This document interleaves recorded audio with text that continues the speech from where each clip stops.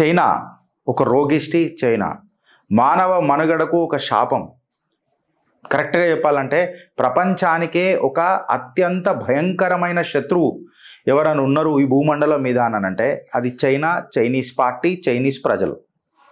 గిరీష్, నువ్వు ఒక ఫేసిస్ట్ లెక్క మాట్లాడుతున్నావు, అట్లా మాట్లాడతారా? నీకు మానవ మనసు, మనిషి లెక్క మనసు లేదా అని అంటే ఒక బయోలాజికల్ వెపన్లు తయారు చేసి, అడ్డమైన ఫంగస్లు తయారు చేసి, మానవ మనుగడకే ఒక ప్రాబ్లం క్రియేట్ చేసే ఈ చైనాకు మనం మద్దతు తెలుపుదామా? ఈ హేతువాదులు ఎవడైతే ఇట్లా మానవత, ఇటలీలో కూడా వెనకటికి కోవిడ్ వచ్చినప్పుడు కోవిడ్ లేదు గీవిడ్ లేదు అని చెప్పి ఉమ్మా అని చెప్పుకుంటా కౌగులించుకుంటా పెక్కలించుకున్నారు. ఏమైంది దాని తర్వాత? పెచ్చలు ఊడిపోయినాయి అందరివి. కరెక్టా కదా కోవిడ్ వచ్చి? సో ఇలా ఈ మాటలు ఎందుకు మాట్లాడుతున్నాము అని అంటే ఇలా మనం అర్థం చేసుకోవాలా ఇలా చైనా ఏం చేసిందని అన్నది.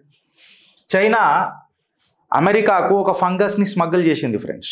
ఒక పెద్ద ఘాతకమైన, కిరాతకమైన, మానవ మనుగడకే ఒక పెద్ద ఆటం బాంబ్ అని అనుకోవాలా. దీన్నే మనము ఆగ్రో టెర్రరిజం అని అంటాం. అంటే వ్యవసాయపు తీవ్రవాద తత్వం అని చెప్పి మనం మాట్లాడుకోవచ్చు. Agro terrorism.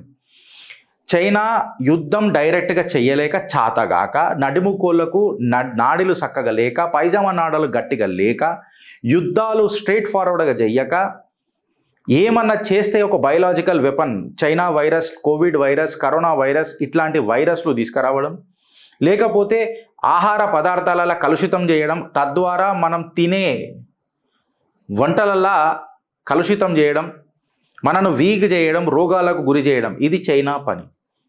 అడమైన గబ్బిలాలు తినే చిల్లర నా కొడుకులు ఇంకేం చేస్తారు? గలీజ్ పనులు తప్ప అనేది ఇలా మీకు అర్థం కావాలి ఫ్రెండ్స్. మీరు ఇలా అర్థం చేసుకోరు ఫ్రెండ్స్. నేను United states attorney office eastern district of Michigan నుంచే తీసుకున్న ఆర్టికల్. అమెరికా యొక్క యునైటెడ్ స్టేట్స్ అటార్నీ ఆఫీస్ నుంచి తీసుకున్నా. ఇన్ఫ్యాక్ట్ టైమ్స్ నౌలో కూడా వచ్చిన కథనం ఇది నేను తీసుకున్నా. ఇలా ఆగ్రో టెర్రరిజం ఎవరు పెంచి పోషిస్తున్నారు ఫ్రెండ్స్? చైనా. ఈ డ్రోన్లు చూపించి, వాళ్ళు కట్టుకునే దోతిలు చూపించుకొని పెద్ద పెద్ద మాటలు మాట్లాడతారు కదా లీడర్ ఆఫ్ ది అపోజిషన్. మళ్ళీ నేను ఆయనని అడుగుతున్నా, సారు డ్రోన్లు చూపించి చైనాను పొగిడినప్పుడు మళ్ళీ ఈ ఆగ్రో టెర్రరిజం, ఈ ఫంగస్లు చూపించి కూడా చైనాను ఎందుకు దూషించవు? మీకు వచ్చే మూలము లేదా మీ మూలాలు బయటపడతాయనా అన్న ప్రశ్నకు ఇలా కాంగ్రెస్ సమాధానం చెప్పగలుగుతుందా? భారత్ అననే ఒక ప్రక్రియ మనం మాట్లాడుతున్నప్పుడు మనం అందరం ఒక తాటి మీదకి రావాలి కదా.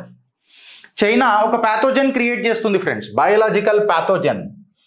ఇది ఎక్కడ తీసుకొస్తున్నారు ఈ ప్యాథోజన్ అని అంటే మన తినే తిండి మీద, అంటే గోధుమల మీద, రైస్ మీద, మైదా మీద, ఎక్సెట్రా ఎక్సెట్రా. కట్ చేసి సీన్ ఏంది గిరీష్ అని అంటే ఆధారాలు మీ ముంగట వెనకకు పెట్టేసిన.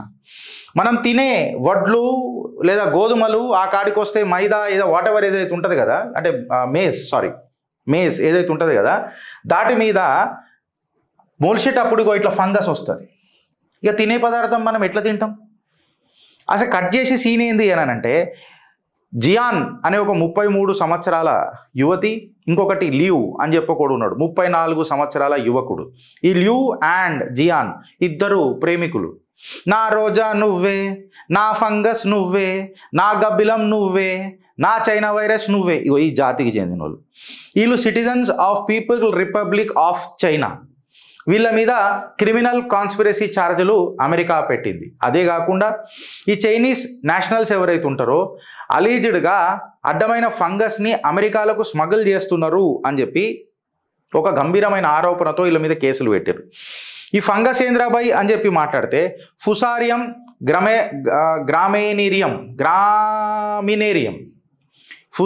గ్రామినేరియం అనే ఒక ఫంగస్ని వీళ్ళు అమెరికాకు స్మగుల్ చేసిండ్రు అని చెప్పి చెప్తున్నారు. సైంటిఫిక్ లిటరేచర్ ప్రకారము ఏదైతే ఈ ఫంగస్ వాళ్ళు అమెరికాకు స్మగుల్ చేసిరు కదా, దీన్ని నేషనల్ సెక్యూరిటీ ఇన్ఫ్యాక్ట్ చెప్పాలనంటే ఒక ఆగ్రో టెర్రరిజం వెపన్ లాగా పరిగణంలోకి తీసుకోవచ్చు అని చెప్పి సైంటిస్టులు చెప్తున్నారు. వీళ్ళ దగ్గర అబద్ధాలు చెప్పిండ్రు అని చెప్పి కేసు కూడా బుక్ చేసిరు. ఇంకొకటి వీసా ఫ్రాడ్ కూడా వచ్చిరు లోపలికి అని చెప్పి కూడా ఒక కేసు బుక్ చేసిరు. FBI ఏం చేసిందనంటే ఈ జియాన్ అనే యువతి ఎవరైతే 33 సంవత్సరాల యువతి ఉండేనో ఆమెని FBI federal bureau of investigation దాని చీఫ్ ఇప్పుడు కాష్ పటేల్ అని అనుకుంటా, ఆయన నేతృత్వంలో జియాన్ 33 సంవత్సరాల Chinese republic of India sorry Chinese republic of China, republic of China జియాన్ని, ఆమెని అరెస్ట్ చేసిండ్రు. అరెస్ట్ చేసిన తర్వాత ఈ జియాన్ ఇంకా లియు గాడు కలిసి ఏదైతే అమెరికన్ ల్యాబొరేటరీ ఉండెనో ఆ అమెరికన్ ల్యాబొరేటరీలకు ఈ ఫంగస్ ఫుసారియం గ్రామినేరియం అనేది అయితే ఉందో దాన్ని తీసుకురానికి ప్రయత్నం చేశారు. ఈ నాక్షియస్ ఫంగస్ ఏదైతే ఉందో మన గోధుమల మీద, లేకపోతే రైస్ మీద, లేకపోతే మేజ్ మీద హెడ్ బ్లైట్ అని చెప్పి ఒక ఫంగస్ తయారు చేస్తుంది. Something like this, head blight. ఇగో ఇట్లా హెడ్ బ్లైట్ అని ఒక ఫంగస్ తయారు చేస్తుంది. ఈ ఫంగస్ చాలా ఘోరమైన పంట నష్టం చేస్తుంది. ఇన్ఫ్యాక్ట్ బిలియన్స్ ఆఫ్ డాలర్స్ మనకు లాస్ అవుతుంది, ఎకనామిక్ లాస్ అవుతుంది. ఎకనామిక్ లాసే కాకుండా ఈ ఫుసారియం గ్రామినేరియం అనే టాక్సిన్ ఉన్నదో ఇది మనుషులు ఎప్పుడైతే ఇట్లాంటి గోధుమలు ఆర్ టు దట్ మ్యాటర్ బియ్యం తింటారో వాళ్ళకు vomitings, liver damage, reproductive defects, అంటే ఇక మీకు తెలుసు ఇక కోల్పోతారు, రిప్రొడక్టివ్ డిఫెక్ట్స్ వస్తాయి.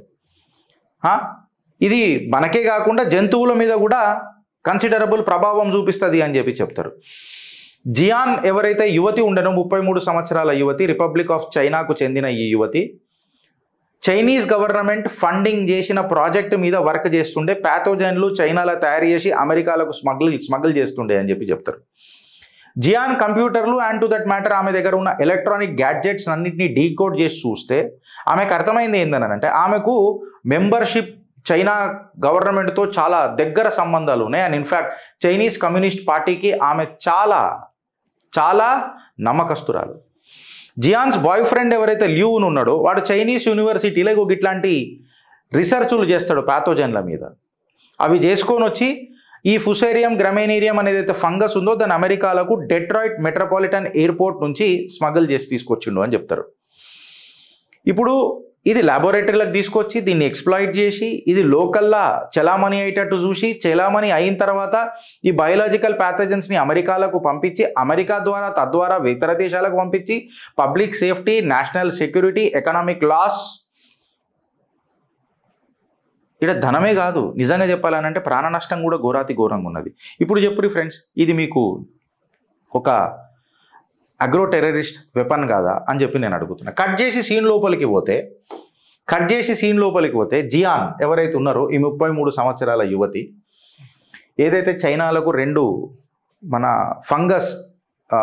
ఫంగస్ని స్మగుల్ చేసి తీసుకొచ్చిందో మళ్ళీ భారత్ భయపడాలా అన్న ఆలోచన ఖచ్చితంగా ఉండాలి. ఎందుకనంటే ఇలా మనం రష్యా మీద జరిగిన, మన మిత్రపక్షం రష్యా మీద జరిగిన తర్వాత, అటాక్ జరిగిన తర్వాత ఎట్లాంటి వస్తువులను కూడా మనం ఇప్పుడు చిన్న ఎవరైనా టాయ్ కార్ తీసుకొచ్చినా, లేకపోతే బొమ్మలు తీసుకొని వచ్చినా, బొమ్మల ట్రక్ కనబడ్డా, ప్లాస్టిక్ బాల్ కనబడ్డా అప్రమత్తంగా ఉండాలి.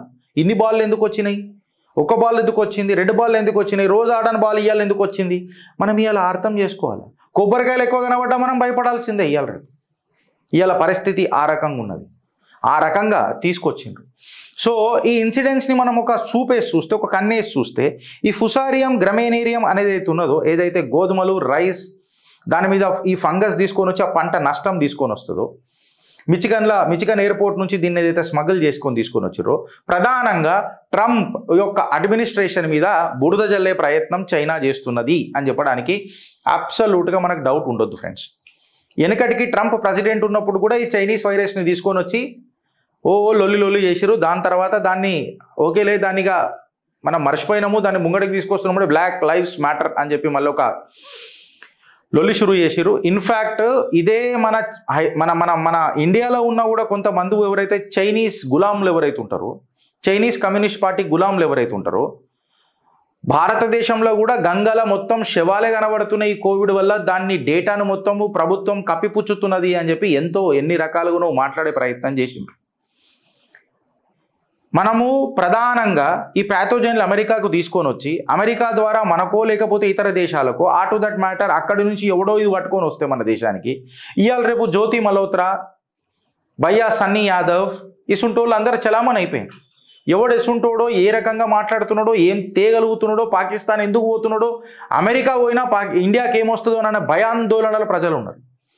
ఇది భారతదేశానికి వచ్చింది అని అంటే మన రైతులకు, భారతీయ రైతులకు ఎంత తీవ్ర నష్టం జరుగుతుందో ఒకసారి ఆలోచించుర్రి. మళ్ళీ నేను ఇలా రైతు సంఘాలను అడుగుతున్నా, దీని మీద ప్రపంచ స్థాయిలో ఏదైనా నిరసన తెలిపే దమ్మున్నదా? మీ కడుపును కొట్టే ప్రయత్నం చేస్తున్నప్పుడు రైతులందరూ ఒక స్టేట్మెంట్ ఇయ్యలేమా? ప్రభుత్వాల ఖిలాఫ్ రాజకీయం చేస్తున్నాడు రైతు. అదే మీ మనుగడకే ఇవాళ మచ్చ తెచ్చి మిమ్మల్ని మట్టి కలపాలని చూస్తున్న ఈ ఫంగస్ల మీద ఒక్క మాట మాట్లాడలేరా? లీడర్ ఆఫ్ ది అపోజిషన్ని నేను అడుగుతున్నా, రాహుల్ గాంధీ గారిని అడుగుతున్నా. మళ్ళీ చైనా డ్రోన్లు తయారు చేసినప్పుడు అయితే పొగిడినరు కదా, మళ్ళా ఈ ఫంగస్ తీసుకొస్తున్నందుకు పొడవరా అని చెప్పి నేను అడుగుతున్నా. మళ్ళీ దానికి ఏం సమాధానం చెప్తాడు లీడర్ ఆఫ్ ది అపోజిషన్? లేకపోతే చైనీస్ ముల్లే ఇవన్నీ ఏమన్నా యాదకొస్తున్నాయా రాహుల్ గాంధీకి అని చెప్పి నన్ను మాట్లాడుతున్నా. అయితే ఈ అగ్రో టెర్రరిజం అంటే ఏంది అని నన్ను మాట్లాడితే, నీకు ఇష్టమున్నా లేకపోయినా ఈ ప్యాథోజన్స్ని నీ పంటల మీద తీసుకొని వచ్చి నీకు తెలియకుండా సబుటాజ్ చేసి నీ పంటలకు తీసుకొని వచ్చి నీ ఫుడ్ సప్లై చైన్ని దెబ్బతీసి తద్వారా ఆహార భద్రత లేకుండా ఒక దేశం చేసింది అని అంటే, ఆహార భద్రత లేకపోయేసరికి నీ ఇన్ఫ్లేషన్ పెరిగిపోతుంది. ఇన్ఫ్యాక్ట్ నీ ఎకానమీ డోల్డ్రమ్స్లోకి వెళ్ళిపోతుంది. నీ ఇన్ఫ్లేషన్ పెరిగే, నీ ఆహార భద్రత ప్రాబ్లం వచ్చే దేశంలో నీకు పబ్లిక్ కాన్ఫిడెన్స్ ఉంటుంది. ఆ దేశంలో ఒక సివిల్ వార్ జరుగుతుంది. ఇలా పాకిస్తాన్లో జరుగుతున్నట్టు. దీన్ని ఒక సీరియస్ నేషనల్ సెక్యూరిటీ థ్రెట్ లాగా భావించాలి ఫ్రెండ్స్. మనం అందరం ఈ స్మగుల్ చేసిన ఏవైతే ఈ ఫంగస్ ఉన్నదో ఇది మన పంటల మీద వేస్తారు. ఇది పంటల మీద వేయంగానే ఇది మన rice or to that matter మన వడ్లు, మన గోధుమలు వీటి మీద ఎఫెక్ట్ చేస్తుంది. మేజ్, బార్లీ మీద కూడా వస్తుందట. హెడ్ బ్లైట్ అని చెప్పి వచ్చి మన గ్రెయిన్ బేరింగ్ హెడ్స్ ఏవైతే ఉంటాయో ఆఫ్ ది సెరల్ క్రాప్స్ దాన్ని డ్యామేజ్ చేస్తుందట. ఇది టాక్సిన్స్, పాయిజనస్ ఇన్ఫెక్షన్స్ క్యారీ చేస్తుందట. ఇన్ఫ్యాక్ట్ మన లివర్ని కూడా డ్యామేజ్ చేస్తుందట. మన డైజెస్టివ్ ప్రాబ్లమ్స్ క్రియేట్ చేస్తుందట. ఇన్ఫ్యాక్ట్ మన రీప్రొడక్టివ్ సిస్టమ్స్ని కూడా డ్యామేజ్ చేస్తుందట. అంటే ఇక మీరు అర్థం చేసుకోండి. అండ్ మనుషులకే కాదు పశువులకు కూడా ఇది చాలా డేంజర్ అని చెప్తున్నారు. ఇప్పుడు FBI దీన్ని అరెస్ట్ చేసింది, వీళ్ళని తీసుకొని వచ్చింది, వీళ్ళ మీద కార్యవాయి మొదలెట్టింది.